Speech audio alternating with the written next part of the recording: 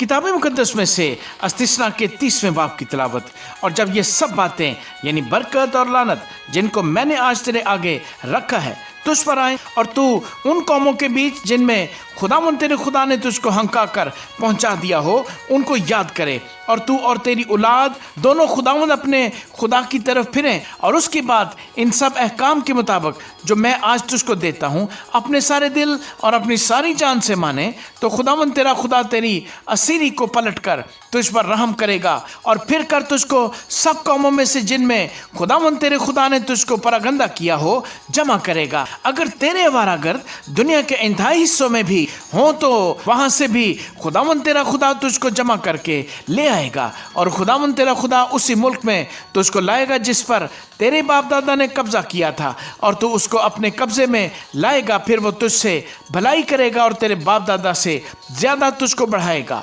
और खुदावंद तेरा खुदा तेरे और तेरी औलाद के दिल का खतना करेगा ताकि तू खुदावंद अपने खुदा से अपने सारे दिल और अपनी सारी जान से मोहब्बत रखे और जीता रहे। और खुदावंद तेरा खुदा ये सब लानते तेरे दुश्मनों और कीना रखने वालों पर जिन्होंने तुझको सताया नाज़िल करेगा, और तू लौटेगा और खुदावंद की बात सुनेगा और उसके सब हुक्मों पर जो मैं आज तुझको देता हूँ अमल करेगा। और खुदावंद तेरा खुदा तुझको तेरे कारोबार और आस औलाद और चौपायों के बच्चों और ज़मीन की पैदावार के लिहाज से तेरी भलाई की खातिर तुझको बरूमंद करेगा, क्योंकि खुदावंद तेरी ही भलाई की खातिर फिर तुझसे खुश होगा जैसे वो तेरे बाप दादा से खुश था, बशर्ते कि तू खुदावंद अपने खुदा की बात को सुनकर उसके अहकाम और आइन को माने जो शरीयत की इस किताब में लिखे हैं, और अपने सारे दिल और अपनी सारी जान से खुदावंद अपने खुदा की तरफ फिरे, क्योंकि वो हुक्म जो आज के दिन मैं तुझको देता हूँ तेरे लिए बहुत मुश्किल नहीं और ना वो दूर है। वो आसमान पर तो है नहीं कि तू कहे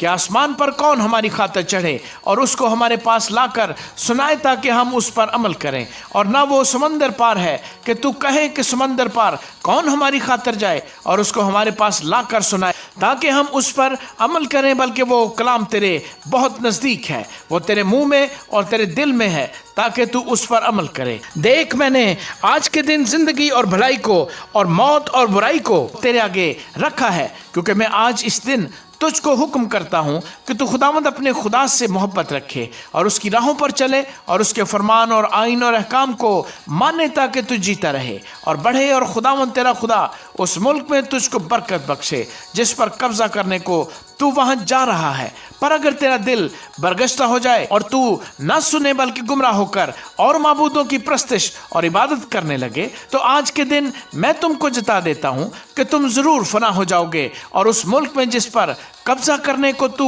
यरदन पार जा रहा है तुम्हारी उम्र दराज ना होगी। मैं आज के दिन आसमान और जमीन को तुम्हारे बरखिलाफ गवाह बनाता हूँ कि मैंने जिंदगी और मौत को और बरकत और लानत को तेरे आगे रखा है। पस तू जिंदगी को इख्तियार कर कि तू भी जीता रहे और तेरी औलाद भी, ताकि तू खुदावंद अपने खुदा से मोहब्बत रखे और उसकी बात सुने और उसी से लिपटा रहे, क्योंकि वही तेरी जिंदगी और तेरी उम्र की दराजी है, ताकि तू उस मुल्क में बसा रहे जिसको तेरे बाप दादा अब्राहम और इसहाक और याकूब को देने की कसम खुदावंद ने उनसे खाई थी। आमीन।